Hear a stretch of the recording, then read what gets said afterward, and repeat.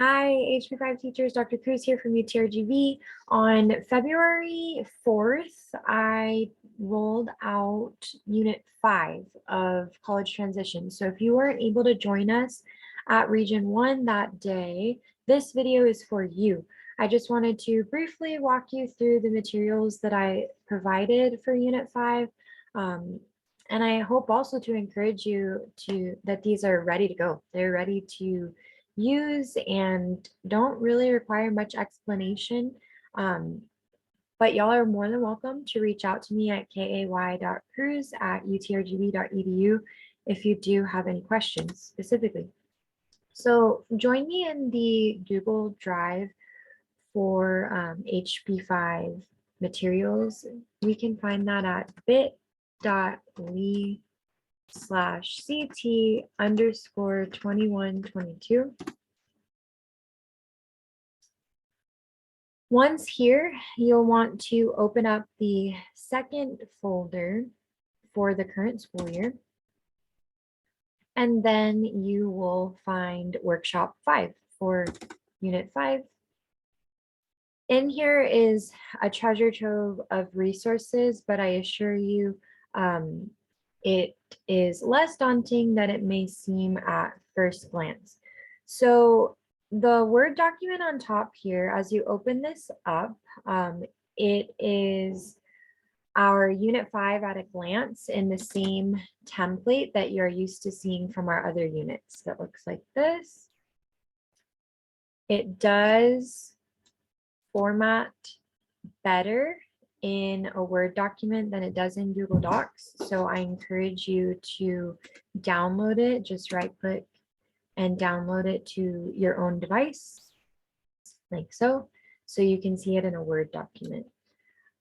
The next resource, Unit 5 presentation slides, I actually didn't use much in the workshop, but if you'd like to go through those to get the meat conceptually behind why we're rolling out more research for Unit 5, you could peruse those. The most important piece of Unit 5 would be your access to the Unit 5 zip. So I'll talk about this last. There is a Unit 5 cheat sheet like you've seen for our other units. We're trying to keep that same format going for your convenience. And in the cheat sheet, I talk about main driving and guiding questions. What's the purpose for the unit? What we expect our student outcomes to be, things like that. Then it looks like a couple of participants added variations of the possible unit calendar, or rather just put it in Google Docs so you can make changes to it for your convenience. The possible unit calendar that I shared originally is this PDF version. You could start with that. The slides that I went through in my presentation are actually these Google slides, the Unit 5 rollout. So that's a real brief presentation. I encourage you to, again, download to your device and go through. You might use it even with your students to introduce Unit 5 to them. And lastly, this Google Doc titled "So You Want to Discuss Style" was a last-minute addition. The last 5 minutes of the training, I just talked with Hb5 teachers about any students whose writing seems to lack their personality, who could benefit from some stylistic techniques. I included a picture of a rubric in here that I've been using from the Institute of Excellence in Writing with my English 1301 and 1302 students at the university. And the rubric is phenomenal. It gives lots of techniques that students could easily integrate into their writing. Maybe you could pick 1 or 2 techniques to share with them per week to spice up their writing. And it makes for a really easy 30-second mini lesson, honestly. All of the hyperlinks are provided underneath the rubric when you get in here. I encourage you to explore them. Make sure to educate yourself on the techniques first. For example, if you say students use an ly adverb in your writing to be more descriptive,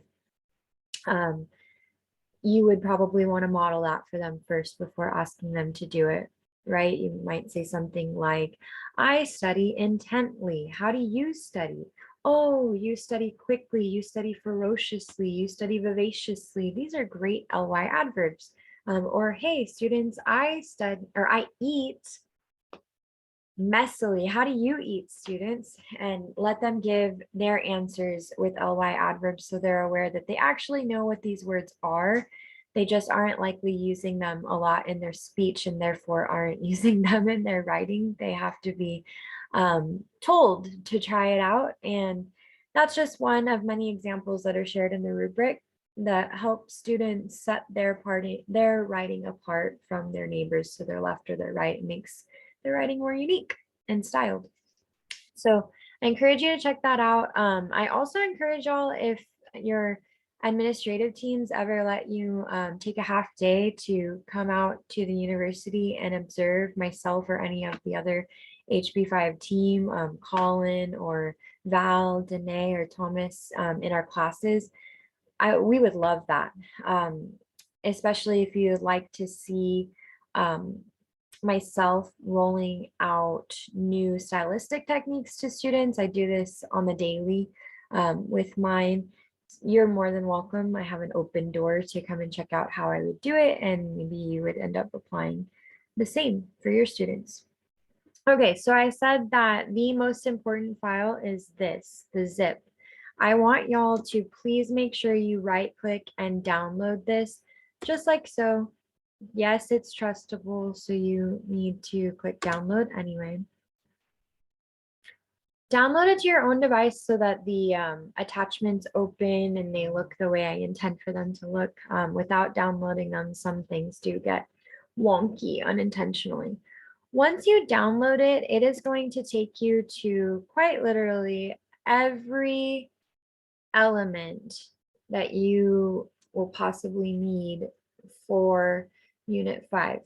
Please notice that each of the attachments is listed here in numerical order and it corresponds with the possible unit calendar. So this is your other hot ticket item that you should download to your device.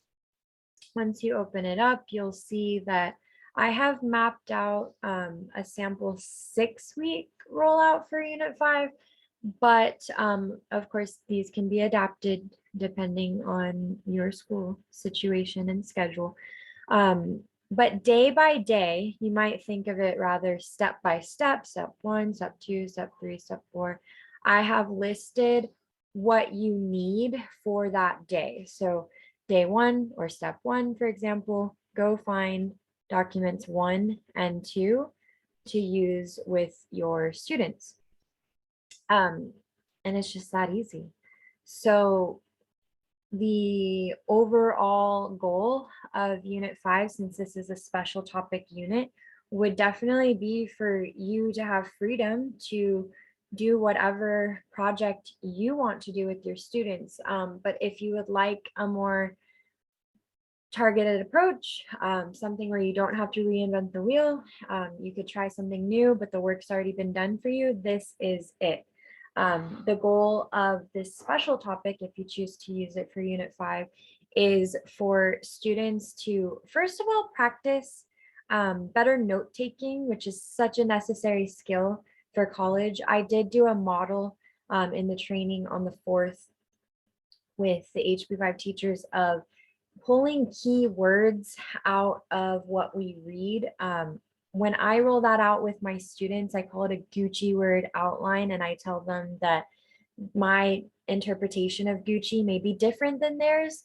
Gucci for me is like the flea market kind of Gucci, or like at the Pulga. When I tell students to pull Gucci words from what they're reading, I don't want them to choose the blingiest, most expensive and multi-syllabic word. I want them to choose sometimes words that are short and succinct, but get the job done, right? Like they may not be the flashiest words, but they certainly do what we need them to do when we're trying to summarize what we're reading. So I walked the Hb5 teachers through taking a short text, any text of your choice, and having students line by line pull only 4 Gucci words, or you could just call them 4 keywords per sentence, no more. It can be less, but cannot be more. Of course, dates, symbols that they want to draw or illustrate, any students you have that are artists, or abbreviations or numbers, those are all freebies. Those don't count toward the 4, but any words that they actually need to write or spell out count toward the 4. So writing fewer than 4 words is fine. It's not fine to write more. And then after we talked about that as a potential like starting point for this rubric, for this unit, I told the Hb5 teachers to have their students take a whole page worth of notes. Let's say you give them a text that's short, maybe 2 or 3 paragraphs, and they take that line by line, and for every sentence they give a maximum of 4 keywords per line. Then get their brain really into gear and have them present their notes before their peers. This is high stakes. It's definitely harder than it sounds when I say it, because if you look at your notes that have only 4 words that aren't pieced together into sentences per line that you read, your brain has to fill in all of the gaps that aren't there in your notes. So it's tricky work, and it does require a few read throughs before you start to realize, oh, okay, when I see this word, I've got to say this, right? So it's excellent prep for college for the students to walk them through this. I shared the mnemonic device with the teachers that I use with my own students at UTRGV, which is Real Toads Look Slimy. This stands for read, think, look up, and speak. Those last 2 parts are the hardest when students are reading their notes aloud, because they definitely can read them and think on them, but it's hard to get them to remember to look up, make eye contact, and speak, because it's nerve-wracking. Of course, it was even hard for some of our teachers when they tried it at Region 1. So that's a fun way to kickstart the unit. It's also a nice conversation to have with students, that anytime they have a presentation to give for any class now or in the future in college, the way to win over their audience is to not be too extreme one way or another. What I mean by that is you don't want to be extreme to the point that you literally memorize pages worth of notes. How time consuming that would be, right? But on the other extreme, you also don't want to have those tons of pages of notes and have to read them to your audience, because that of course makes for a really boring presentation. So, and then a natural next step from an assignment like this would be to say, hey, students, now I want you to take the notes that you took, the Gucci word outline, or call it the keyword outline if you'd like, and I want you to take what you've said in your presentation on those notes and turn them into a summary.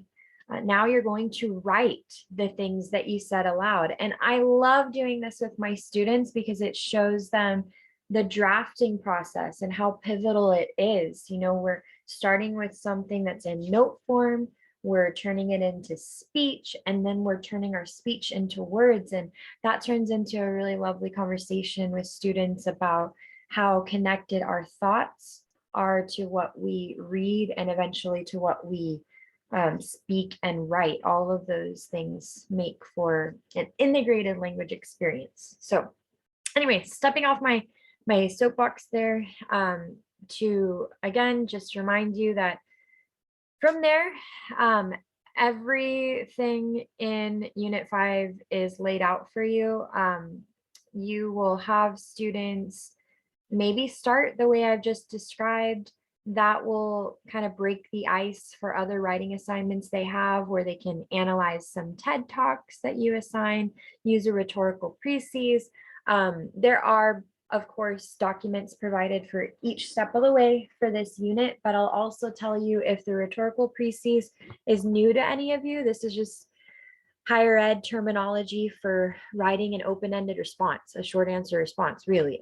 But it's more elevated than we typically have trained our high school students. So I would love for you, even beyond the resources provided, to just Google rhetorical precis. There's tons of free websites out there that give example paragraphs that are already done, even sentence stems to get the students started. All of this is just a gradual, like a slow burn, right? Building them up to eventually writing their own persuasive research on whatever topic that they choose. And this will not only take shape in the unit in an essay form, but it's eventually going to become a TED Talk. And teachers have lots of ideas for how to capture the TED Talks. Some of them could see themselves inviting other classes and maybe presenting these in the library or on a stage in a theater room. Some said they would feel better just recording. But y'all know your students. You know what will work best. I did mention that doing one long recording that never stops on the days at the end of the unit where these presentations happen is probably a great way to go, because you are working with teenagers after all. And if you tell them, okay, 3, 2, 1, go, they're going to mess up a lot of times and tell you they want to start over. So thankful for the Hb5 teachers that flagged that for us at the training too, and how difficult it is to record this age group. So we don't want you to suffer through it. It would be a really, really good idea if you did want to capture it, even for no other reason than to show the students their presentations. That is so valuable when you give the student the opportunity to not just feedback for each other, and that's in there too, but get to feedback for themselves and get a bird's eye view of what it would be like to be an audience member in their own presentation is really cool. So I like the idea of maybe opening your favorite way to record. Mine is Zoom. So if it was my classroom, I would probably just put my laptop in the front of the room. I'd open up Zoom, start to record since it's free and it's easy. And I would just leave my laptop there as each student comes up, you know, one at a time to give their TED Talks. And then I could share it with them later and they could give them their own selves feedback. So that's it. I will also remind you that in the slides for Unit 5, as you open them up, the first, or rather the second slide that appears has a reminder of our important links for all things college transitions. So the first link is for our Mural Board that we are continuing to grow unit by unit. So Unit 5 now has links there that'll take you to everything that I've just shown you. The Mural Board also, let me show you, also has the previous prompt that I gave y'all who have been with Hb5 longer. Last year, when I rolled out Unit 5, I gave you these prompts for just a straight standard research essay. It's not my favorite way to go since the students have already written research at this point. But if you need to get in and get out and you don't have time to roll out the TED Talk Unit 5, as I am relaying, then I just want to remind you those haven't disappeared. They're still here. Okay. We also encourage y'all to use bit.ly/C transitions. That'll take you directly to the website for college transitions. All of these links are housed in there as well. So that makes for some easy one-stop shopping. And then, of course, this is the link that I have been sharing with you throughout the recording, bit.ly/CT_2122. That's where you find everything that you could possibly need. And once again, please don't hesitate to reach out to me if I can help answer any questions or even brainstorm with you. That's what I'm here for. Happy to be a part of the ride. And thank you for taking the time to listen to this recording. Peace out. Bye. Okay, bye.